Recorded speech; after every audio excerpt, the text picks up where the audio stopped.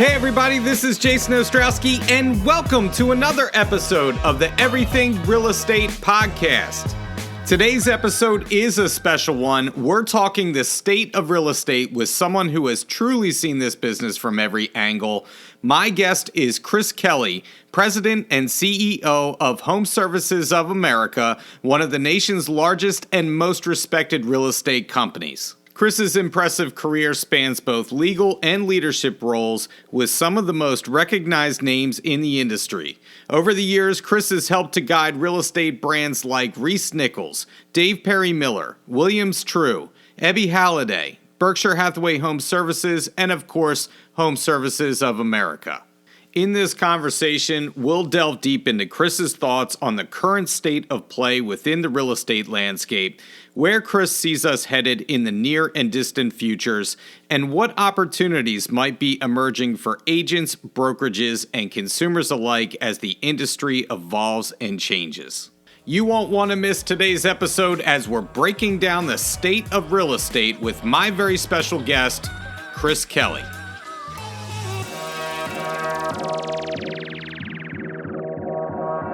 He is the president and CEO of HomeServices of America. His name is Chris Kelly. Chris, it's a true pleasure to get to do this with you today. How's it going? It's great, Jay. Thanks for inviting me on. Super excited to be with you today. Really, I don't know what strings we pulled to get you on here, but obviously I'm thrilled to have you here. Like I said, you sent me an email. That's how it works, right? That's what we tell everybody in the business. You have to ask for the business, and you sent me an email, and I said, "Yeah, let's do it. It'd be great." You know what? You shouldn't tell people that because now you're going to be inundated with podcasts worldwide. But I know you're a really busy man, so I'm gonna say thank you for doing this in advance, and to maximize our time together, I'm just gonna hop right into it if it's okay, because I have a million questions for you today. All right. That sounds great.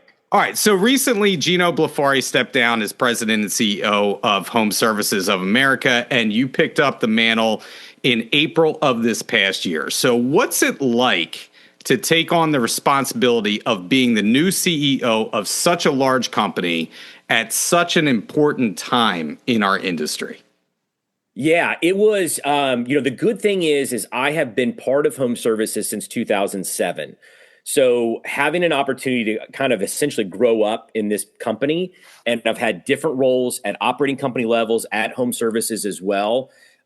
Gino and others made it very easy for that kind of transition. So there wasn't like some abruptness. Sometimes when you step into a new role, Jay, as you know, like it can feel very abrupt. You know, when I went from prior role down to Dallas and took on the role of CEO at Ebby Halliday, that was a little more abrupt. I was an outsider coming in. It was something new. I had not been there before.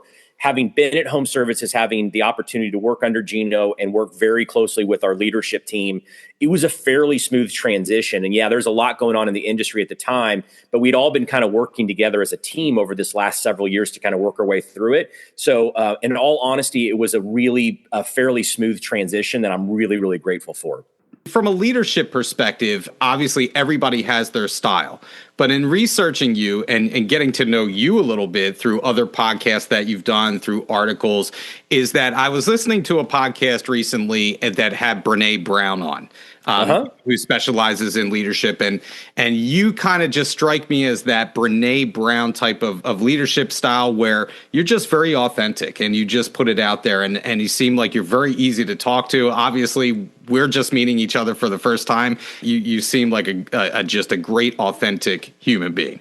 Well, I sincerely appreciate that. I guess that all goes back to my parents and the fact that I have, three sisters. My wife is one of three sisters. I've been surrounded by some really, I think about our industry, right? Like about how much, we have seen this industry really be an empowerment to female entrepreneurs as well too. And so I'm really thankful for my background of growing up with some really strong women that kind of said, this is the type of leadership that really matters in this world when you're kind of trying to lead an organization that isn't male dominated. It isn't necessarily female dominated. It's both. Right. And so that's one of the things I really like about this industry. And I have been very fortunate to always be very cognizant of being surrounded by smart people.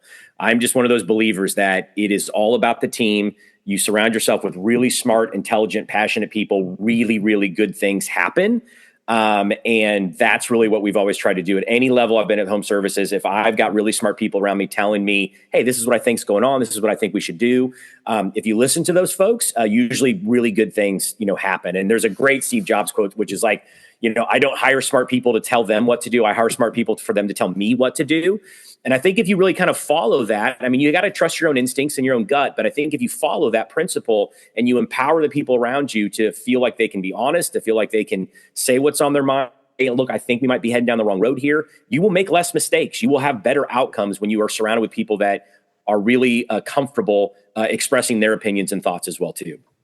Well, that leads me into my next question for you, because that sets up nobody gets to where they are by themselves. We all have help along the way. So with so many people now looking to your leadership to guide our path into the future of real estate, there's a lot of pressure with the weight of your responsibility day to day. And so is there someone or multiple people in particular that you look to for guidance in your thought process or decision making when facing those difficult decisions? Yeah, I think I have been really lucky to have some really good mentors over the years. And it's sometimes someone can be a mentor, whether they know it or not to you, right? Like they can be someone you don't even know. But, I think back to the folks that I've had a chance to kind of grow up under. And when you mentioned I was in private practice, don't hold it against me. I'm a recovering lawyer at this point. But when I was in private practice, a really young attorney, like maybe a year out of law school, I walked into the office of the managing partner, and his name's Dan Flanagan. And I brought him a problem that we were having on a particular case, particular client. And he looked at me, and I'll do the PG version of what he said back to me. But what he said was, he goes, that's a really interesting problem. Maybe I should hire a lawyer to tell me the answer. And I walked back to my office, and at first you're kind of irritated, like, well, that was rude. And then by the time I had walked that 30 feet, I'd gone, he's absolutely right. I'm responsible for not just bringing people problems. I'm responsible for bringing people solutions, right? And so that has had a huge impact on me. And then when I went to Home Services in 2007, I worked at our operating company, Reese Nichols, under Jerry Reese. Jerry Reese is one of the most kindest, authentic leaders I've ever met. And, he would, have all these little nuggets. And, one of them was like, look, when you're in doubt, tell the truth. And, that was something that was really imprinted on me as well. And then when I was at Debbie Halliday, I was surrounded by some really amazing leaders down there who really taught me about how important it is to bring heart to this business. It's not just enough to make the right business decision in real estate, because what you all do is so emotional with the client, right? It's not just a financial transaction. We always talk about it's emotional, it's relational. It's the same thing at the brokerage agent relationship, brokerage, mortgage, title, insurance, all of that. And really seeing how they lead with heart, lasting impact. And then working under Ron Peltier, the original founder of Home Services, how passionate he was. He would often get emotional on stage as he talked about the business, talked about people. I love the fact that, you shouldn't be afraid to show how you really feel about something. And then working with Gino, he was truly the master of relationships. When you think about someone who's been in the business this long and how many relationships that he has formed at a really intimate level with so many people, that is something that you want to strive to kind of, you're never going to be able to achieve it to the way that they did it, but you want to say, okay, I see the importance of doing it that way. So I've really been lucky to work under a lot of great people, and they've all kind of added to it over the years. It's astounding to me, the level of leadership, like you had just mentioned those names, and they're iconic names in our business, and following, in their footsteps. And I remember last year I was on my way to the shore, so Jersey Shore near me, and I got this call from California. I didn't recognize the number, so I never answered. And it was Gino. And I was like, oh my God, I didn't pick up Gino's call. Hey partner, how you doing? Yeah, exactly. So I called him back, and he was gracious enough to answer. And, just that couple minutes that we spent on the phone together left such a lasting impression on me. And so I'm sure you think of that from a leadership perspective. What you do in the day-to-day and how you treat people goes such a long way. And you've had those before you to kind of guide that path for you. I want to talk about just the state of the industry, if we can do that. And so we've had, within the past year and a half, 2 years, we've had so many rule changes, lawsuits, construction costs have skyrocketed. Affordability is the number one issue of our time right now, in my opinion. You got portals out there. AI has come on the scene, and now there's no turning back. So if you had to choose the most crucial challenge facing the real estate industry right now, as of today, what is the thing you worry about most when you lay your head on your pillow at night? Yeah, I really think, you went through all the different changes, and I was even here during the Great Recession. And then we saw over the last 10 years, let's say even pre-pandemic and lawsuit settlement and rule changes, billions of dollars have been put into our industry under an attempt to try and separate the consumer from the agent, right? Trying to get in the middle of that relationship under the false pretense that the consumer wants to get away from that relationship. Those have largely been wasted, billions of dollars. And so when I worry about the state of our industry going forward, the biggest negative impact that could happen is we do it to ourselves. And so, you mentioned again with my attorney background, I have been astonished how willing different parties right now have been within our industry to go affirmatively and voluntarily running into litigation, right? Like, you haven't had enough of this over the last several years that now all this infighting is happening. And so what concerns me is when we as an industry, we as brokerages, we as agents, when we stop doing, okay, what is right for the consumer, what is best for the consumer, and it becomes about what is best for us, what's best for me, a very more of a, internal selfish kind of perspective. That's what concerns me. And we're seeing the bubbles of that right now where, hey, it's good for me to do my business in this way, even though I know it will have this cascade effect to some point where a consumer is standing in the middle of the street saying, geez, it's a real pain in the ass to work with you guys now based on the way that you have structured this. I will now look potentially to an alternative way of doing real estate. So all these other things don't really keep me up at night. I do get concerned as an industry if we take our eye off serving the consumer, serving the client in the best way possible, we will damage ourselves because we will intentionally interfere with that relationship we have with the client.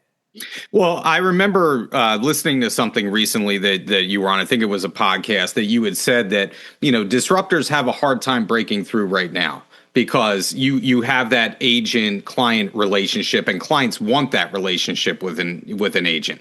But if you make it difficult to have that, consumer interface there with their agent, then disruptors are going to break through. Am I saying that correct? Yeah, no, I think about it, and again, this isn't necessarily a black and white issue of like exclusive listings, non-exclusive listings, right?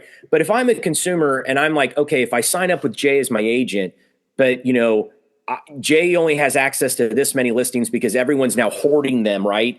Themselves, so now I've got to sign up with 8 different agents in any given market. And it's kind of a first come, first serve. And whoever finds me the house win. I mean, that's going to deliver a very poor customer experience if we're all out there like 7 different car dealerships trying, as the person's going down Miracle Mile and we're saying, no, buy a Buick. No, buy a GMC. No, buy a Cadillac. It's not a good experience, right? And the way I look at it too is think about streaming, right? We were all excited when Netflix came out and then Amazon Prime and then HBO Max and all the different ones. And now we all cut the cable and now we're like, wouldn't it be cool if someone bundled all of these things together? You wouldn't have to have all these separate apps for Hulu and Peacock and everything. But here's an industry, we're actually talking about debundling. We're talking about actually making it harder on the consumer, making the consumer go to numerous places to see what's on the market as opposed to the way that we do it now. That's what concerns me, is that we make it harder on the consumer to actually buy and sell real estate. And that's when they say, you know what, this relationship isn't as sticky as it used to be in the past. I think it's absolutely insane. I mean, we can get off on that tangent all day long. Obviously we all have our thoughts, but there's a lot of I will say negative consequences that you speak about when you really think this through. Is this where we really want to head? Correct. That doesn't make a whole lot of sense. So let's talk about the future a little bit. And I want to know your particular vision for home services. And I would like to know how that differs from your predecessors, right? You want to forge your own path. So what's your vision for home services? Yeah, it's really kind of a return to our roots. Our DNA when Home Services was founded, and really, in your marketplace, Fox and Roach was founded under these same DNA principles. And that's why it was always such a natural fit when Fox and Roach became part of Home Services, which is we believe that the consumer, and it's not just based on a, theoretical belief, the data supports it.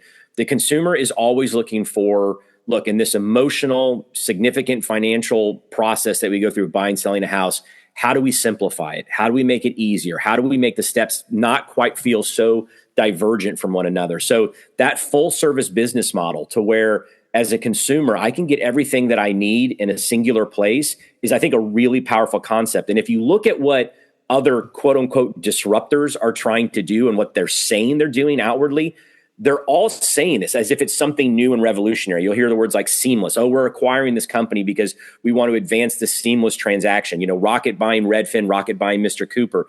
They're all trying to duplicate this model because they see how attractive it is to the consumer. So for us at Home Services, what we really want to do is to say, look, we have physically, for a number of years, we have physically done that model really well. Meaning if I went into one of our brokerage offices, you had professional real estate agents, you had a mortgage officer, you had a title person, you had an insurance person, right? But so often now the consumer agent relationship is also transacting in that digital sphere. So how do we take what we've physically done over the last several decades and bring that into a digital space so we're meeting the agent and we're meeting the consumer where they are right now? And that's really where we're trying to revolutionize what we do. And we're leaning in through investments and human resources and all kinds of stuff to bring in the right people to build that out so that the job of the agent actually becomes easier. I think we have asked agents to juggle so many balls in the transaction and to be that ringleader. And you'll always be that ringleader. But can we just take a little bit of that pressure off and make the team around you a really supportive team so that it works better for you and for the consumer? That's the mark that we're all trying to leave here, is to take what we've always done physically, bring that into the digital space. So as an agent and a consumer, this is a really easier way to do real estate. It's always ease of function, right? It doesn't matter if you're operating an iPhone, if you're trying to get on Netflix and trying to find a show that you want, right? It's always ease of function. If you're selling real estate, it's the same thing. People want simplicity and they want stuff to work. They want reliability. Yeah. And I think that really goes into it. I want to talk about what we're seeing happen, not only in our industry, but this is across business sectors. You see mergers and acquisitions happening in every facet of American business. Real estate is no different from that. Do you see that as a good thing, a bad thing, or a necessary evil for continuing to grow and change? I see it as an inevitability. And the reason for that is if you look at other industries, anytime there are antitrust efforts that come in, whether that's through federal regulators, state regulators, or outside legal pressures, right? When antitrust pressures are put onto an industry, what you typically find is the inverse happens, meaning instead of its intent is to flourish, competition. What typically happens is you see consolidation. So you've seen it in railroads, you've seen it in airlines, you've seen it in the telecom industry, you've seen it in the media. I mean, think about how many media companies have merged over the last decade, right? So you always see this kind of, this thing happen. And part of it is because as more erroneous rules and pressures are put onto an industry, the resources in order to continue to be successful, that requires that you share that load a little bit. And so it's an inevitability that you start to see that happen. Now, what I remember from like my law firm days was that you used to have law firms of all sizes, boutique, middle, and large. And over time, what we saw happen is you either got really big or you got boutique-y, right? And you found out, like, this is our niche, this is what we're going to do. It's the middle person, that small mid-size, that really gets squeezed out. And so as I look forward into our industry, yes, I think the M&A action will continue. Some of that will be brokerage related, brokerages merging. Some of it will just be other brokerages, acquiring businesses that help complete the experience that they provide. But it doesn't always mean biggest is best. I was at a couple of years ago, I was at a trivia thing, and I found this fascinating. The trivia question was, who serves the most steaks in the U.S.? Like, what restaurant serves the most steaks in the U.S. on an annual basis? It was Waffle House, right? Now, if you ask like all of people in an audience, like, where's your favorite place to get a steak? No one's going to say Waffle House, right? And so the idea of like biggest is always best is not necessarily true. And so I think you got to be mindful. It can't be growth just for the sake of growth. If there's a growth opportunity that actually makes you in a position to serve the consumer better, awesome. Those are the ones you want to look at. But growth for the sake of growth, I think you end up getting into a lot of trouble. And we have seen that over the years, not just in our industry, but with others too, where you end up having to shed weight at some point because you got too big and it really didn't fit your strategic vision. Does there come a point in time where, it's always the big fish eating the little fish until the point where there's nothing left to eat anymore, Yeah, I use the line like sameness is spreading, right? And so that's oftentimes what we see happen is the differentiation that different competitors used to bring to the experience. Like, hey, I like working here because it feels different. It feels that. When you see a lot of M&A action happen within an industry, what happens is a lot of sameness ends up getting spread. And so I think for us, at Home Services and then down to each one of our amazing brokerage operations as well is how do we make sure that we don't fall victim to that? How do we make sure that we don't unintentionally fall to that where we just become the same as everybody else and there really isn't any differentiation between these different competitors because you just get down to 3 or 4 and that's all it is and everyone's basically the same. Yep. Well, let's talk about some of those differentiators because is there one new tool or platform that you're excited about coming down the line shortly that maybe you can share a little bit about or speak about a little bit for the agent? Yeah, I'll talk generally only because there's always these NDAs that are in place on this type of stuff. But what I do want to acknowledge is I think, and again, we are absolutely guilty of this as well too. So past models and I think past ways that we did technology was I thought of it sometimes as that one drawer that we all have in our kitchen that you're like, oh God, I don't want to open it, but I know what I'm looking for is in there. That was how you did it, right? You just threw as much stuff into a drawer that you possibly could. You put as much technology out there. You didn't really follow adoption and you were always looking for point solutions, like which point solution had the most bells and whistles. As I have spent time listening to our real estate professionals over the last several years, the overwhelming feedback that I have gotten is to say, look, we're not actually after the most bells and whistles. What we want is simplicity. It's back to that simple word again, right? We want to be able to get all of our stuff in one platform, one place, right? Let's make it easy. Most of our folks are not looking to spend 25 hours a week embedded in a very deep CRM. They just I want to go in, I want to do what I need to do, and I want to get out, and I want to go to the same place when I need to do some marketing on a listing. I want to go to the same place when it's time to do a transaction and actually, process some paperwork as well too. So what we are working on at Home Services is more of that singular experience from a technology, not looking for the best, these individual point solutions that feel very different from one another, but how do we give the agent a singular place to go to do their business? And that's where we're heading, and I'm really, really excited about it. That truly speaks to how agents, I would say the overwhelming majority of agents feel. Just make it simple, easy to use, and let me go about my day and about my business. So, and it's the way I look at AI, right? Like all of it should be designed to make things easier so I can spend more time as a real estate professional being human with my clients, right? Most of us aren't in this business because I like to be staring at a computer screen 12 hours a day and really digging into the code behind all of these different systems and stuff. No, I want to do the business that I have to do over here so that I have more time to prospect, more time to be with my clients, more time to be human with them. That's what I think is the overall driver of what we're trying to do. And let's talk about that humanity because AI, is infiltrating everything that we do right now. And, there are definite obvious pros to having AI. There are some cons. So how do agents continue to stay relevant as AI pushes more and more into our daily lives and our industry? Yeah, I think the way that I look at it is that it will eventually become embedded in what most of us use on a daily basis, our cars, our phones, the tools that we use in our profession. And it would almost be like now saying, how is the internet going to impact our daily lives, right? Like you and I we're on the internet right now doing this interview and stuff, but we didn't sit and marvel at it for 12 minutes before we got started, right? And so we're in the infancy of this, but we're going to get 3 or 4 or 5 years down the road, and AI is just going to be part of what we do. I was at the RIS Media Conference a couple months ago, and I said, I feel like probably in 5 years, we're going to look back at how often we said the word AI, and it will be the equivalent of someone today who still says www before they give you the website address, right?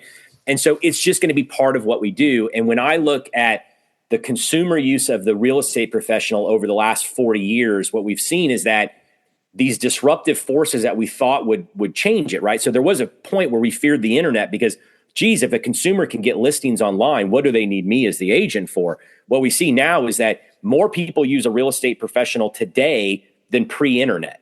More people use a real estate professional today before the portals came out.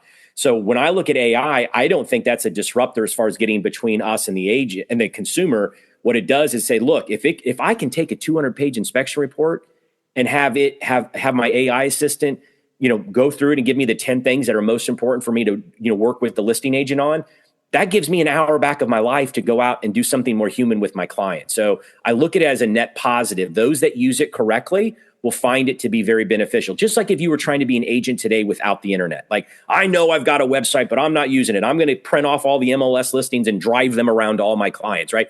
It would be highly inefficient. And I think that's probably where we find ourselves in 3 to 5 years from now. It's just another efficiency tool in our toolbox. A friend of mine, actually a colleague of mine, shout out to Bob Kelly in my office. He actually uploaded an inspection report that was, I think it was like either 160 or 180 pages, and had Gemini just break it down and give the important points to everything. And that's where you can see everything is headed. That process more simple. And like you said, that kind of background noise is just going to be baked into what we do every day. Correct. So in your opinion, what should new agents that are entering our business focus on in order to be successful in today's real estate climate? Yeah, the biggest mistake that we typically see with newer agents is the getting ready to get ready syndrome, right? So it's I need to take this one more class. I need to do this one more thing. I need to do this one more thing. If the worst problem you have as a new agent is you actually have someone raise their hand and say, hey, Jay, yeah, I'm ready to buy, or hey, Jay, I'm ready to sell. Every one of our companies is equipped to absolutely support you, even if you are new to the business and this will be your first actual transaction you're handling on behalf of a client. And so I would much rather see new people into the business immediately start getting their name out there, letting them know what they're doing. You have a team around you, whether you're an individual agent or part of a team, you have an entire team around you. That is when we talk about differentiators, I think one of the biggest differentiators in our business model is the fact that we have amazing local leadership, right? We have an incredible local president within our brands. We have incredible local regionals. We have incredible local branch leaders, right? All of them are there to serve the agent. And so you have to tap into that. So it's really breaking the mold of the getting ready to get ready. Yes, we want you properly trained, but all of our companies have the right orientation and the training courses and everything else. We would not release you upon the world until we believe that you are ready, but you are fully supported behind you and stuff. And so the idea is, the whole idea of don't be a secret agent. It really does come down to that. You have all of these people, all of us have in our lives. They love us. They want to see us successful. Let them know this is what I'm doing. I'm ready to help people. If there's anyone I can speak to, please feel free to pass my name along to them. Like those are the types of things that it is. There's no magic pill. There's no, silver bullet. It's just get out there, let people know that you're ready to help them, and the right people will actually support you in that process. I appreciate you saying that, because I remember those days. I mean, I remember getting ready to get ready. And I remember agents who were more seasoned asking me, like, what are you working on? And I'll be like, oh, I'm working on this, I'm working on that. And one agent in particular said to me, no. Like, stop getting ready to get ready is essentially what he was saying. Just get out there and do it. Right. And when we would go through like when we'd have a group of agents that would complete, let's say, their 8-week class of, training and stuff like that, and they were live agents during that process. Undoubtedly, every single time, the most successful ones would always have some type of story that was very similar. It was, I was sitting at a coffee shop and I put a sticker on the back of my laptop that said, ask me about real estate. Or I always wore the grocery store, my name badge that said I was with, Fox and Roach or whatever. And someone would stop and ask me that. I mean, that was every single time we would hear those types of stories. It's not to say that the things that we do in the digital sphere about getting things out to consumers and e-newsletters and all, those are all important as well too. But it is that basically blocking and tackling. People, the great thing we're blessed with, people like talking about real estate. Whether it's even when we're in a depressed market, people want to know, like, hey, what do you think my home's worth? Or what's happening in my neighborhood right now? They want to talk about this. We are not sitting at a coffee shop saying, ask me about life insurance. This is something people actually want to talk about, and we should always lean into that. And I do think that that's one of the things as agents, as new agents, we're so concerned about how we're going to look to so-and-so. If I put myself out there, how's that going to look? And at this point, when you accumulate the battle scars of, being in the industry for a certain amount of years, you just stop caring. Right. And if I could tell new agents one thing, it's like, don't care about what people think. If they're not into what you're putting out there, you move on to the next person. Essentially, you got to put yourself out there. you know? It's exactly right. And I know like so many of us, when we first start, our big fear is like, what if someone asks me how long I've been doing this? And I always tell them they won't, they never do. Like there's probably 1 in a million that have actually asked that question. And if they do, you say, yes, I'm so thankful to be part of Fox and Roach, and I have this amazing team with me. And you go through everything that supports you. And by then people don't matter and stuff, right? Like I've been on the job in my current role for 7, 8 months at this point. No one has asked me, Trish, how long have you been the CEO of HomeServices? It's like you got to get in there and start working. Yeah, and I mean, use that to your advantage too. Like being newer to the business, you could simply say, be authentic about it and say, yes, I don't have a lot of clients at this point, but that means that I'm willing to run through a wall for you. It's exactly right. All my time is dedicated to you, and you can use that to your advantage. So I want to ask you, if you were delivering the State of the Union address for HomeServices of America, how would you describe the current state of our union?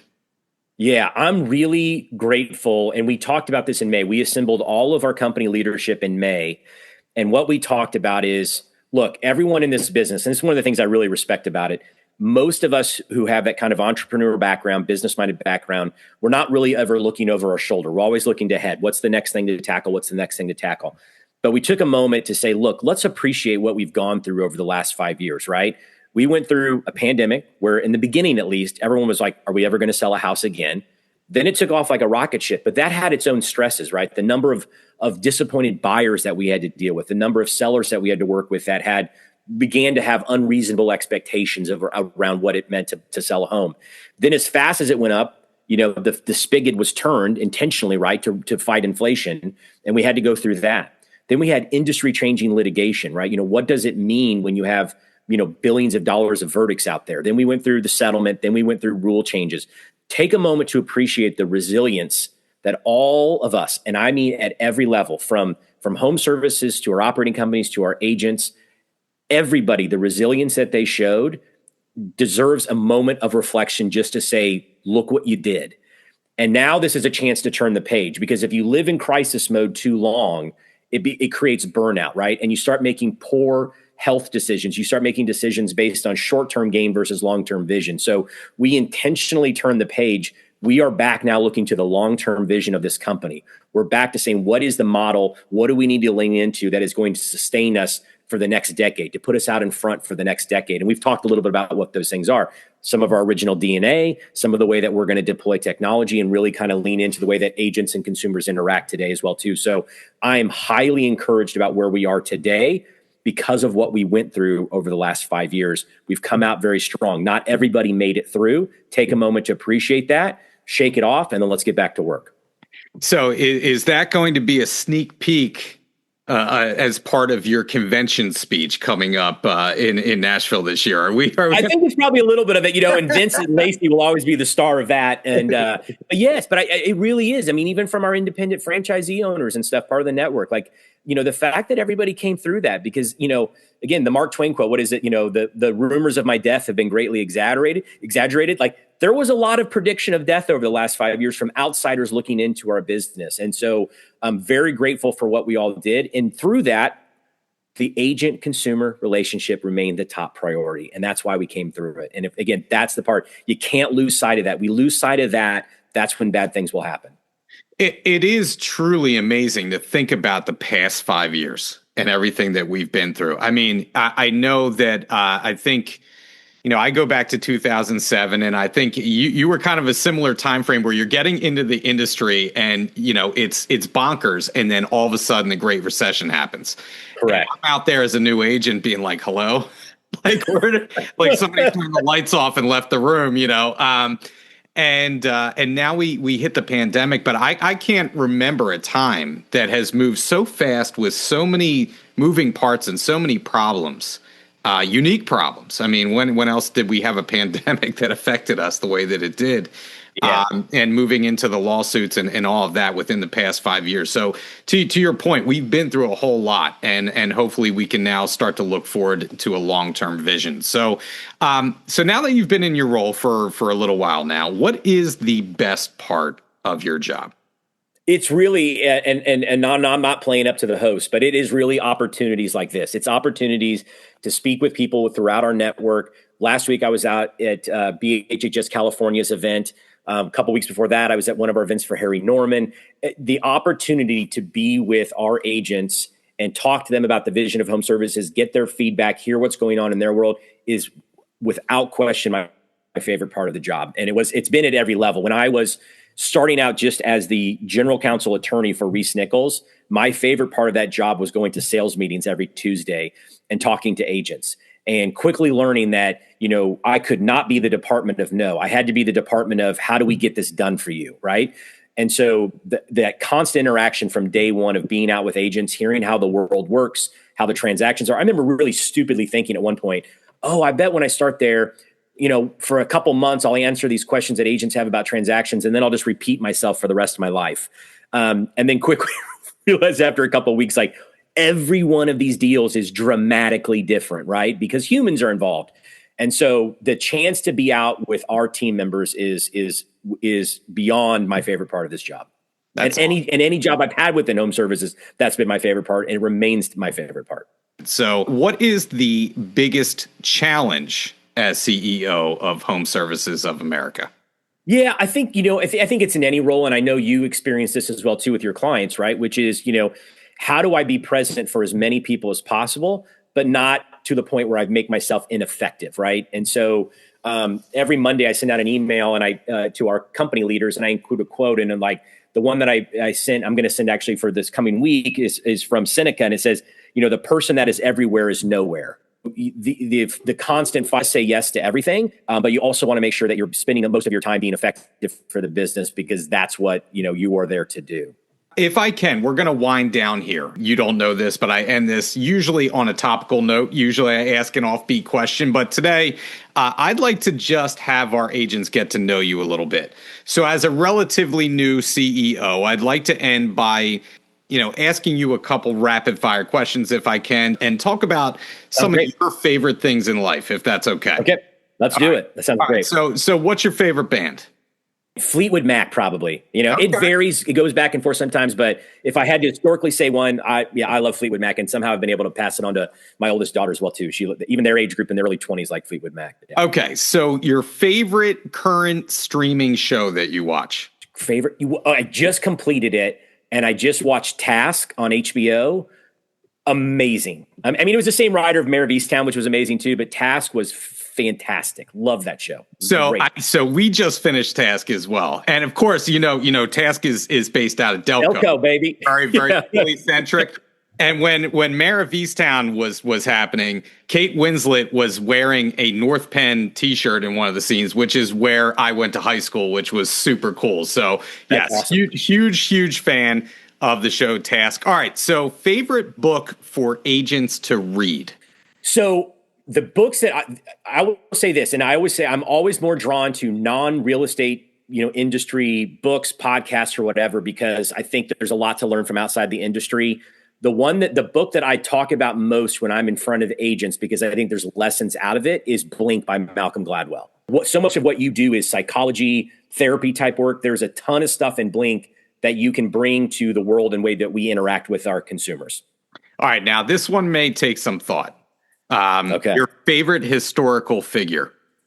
Favorite historical figure? I haven't been. You had mentioned Seneca earlier. Yeah. You know what? I would throw out Seneca. And again, I'm not like a big reader of the Stoics, but I love the author Ryan Holiday, who then brings the Stoics kind of like it makes it digestible for a simpleton like me. Like I'm not sitting around reading Meditations by Marcus Aurelius myself, but I will read a Ryan Holiday book that interprets that for me and stuff. So yeah, I mean, I would think those historical, the lessons of the Stoics, I think, are more relevant today than they have been in a really long time, because we are bombarded with so much, and controlling yourself, controlling how you react to things is really, really. I am currently reading the Daily Stoic as we speak, and I'm a huge Ryan Holiday fan. People on this podcast are probably sick of me talking about my affinity with Stoicism, but that's an awesome answer. So, all right. So reading the book Ego is the Enemy was really changing for me. When I read Ryan Holiday's book, Ego is the Enemy, it helps you think of like, am I doing this for my ego, or am I doing this to actually serve others? And that it's almost like a good reminder book to read every couple years to make sure you're still on the right path. Yeah, he's excellent. He's excellent. And like you said, he makes it digestible. You don't have to go read meditations if you don't want to. So, Right. So your favorite podcast to listen to? I mentioned Malcolm Gladwell before too and stuff. And so I find Revisionist History, the one he does, is really great. I've pulled a lot of stuff out there that is some really good life and real estate lessons in there. That one as well too. All right. So last one here. What is your favorite U.S. city to visit? You know what? So obviously, Kansas City, lived in Dallas, lived here in the Northwest Florida area and stuff. My favorite big city to visit is Chicago. Just because I think the way it sits on the lake and the river right through it and stuff. And my son is big. We took him there for his 10th birthday and did all the museums and stuff. So it's a great city to visit. Always fun stuff to do there. I love. Plus, if I went to Philly in my Chiefs gear and stuff, I'm just gonna, I'm gonna get tossed out. You're gonna be in trouble. You might need a new CEO after that. Yeah. So I was gonna torture you and ask you what your favorite home services real estate brand was, but my wife said that was very inappropriate. So I've got to say, I love all my children equally, right? Yeah. So yeah. Well, Chris, thank you so much for doing this. I really appreciate your time today. Like I said, I know you're a very busy man. It's always a pleasure to get to know you and what you're going to be doing for us as agents now into the distant future. So I really appreciate your time, and I can't wait to see you at convention and stop and say hi if I can. That would be great. Look forward to seeing you in Nashville. And Jay, thank you so much for having me on. Would love to do it again. That was the conversation with Chris Kelly. It was great to talk to Chris and get to know him a little bit. Here are a few takeaways that I had from our time together. Number one, I was really pleased to hear Chris talk about our tech and where things are headed with AI and how it's there to supplement what you're doing as an agent. It should be in the background to help your business be easier, more reliable, and give you more free time to be out there with your clients. Chris says the goal of home services in the near future is to make life easier for agents, to simplify things, to make sure that you have that reliable resource in order to do your job well and to simplify the process. And I love that. I love hearing that because that's what we all want.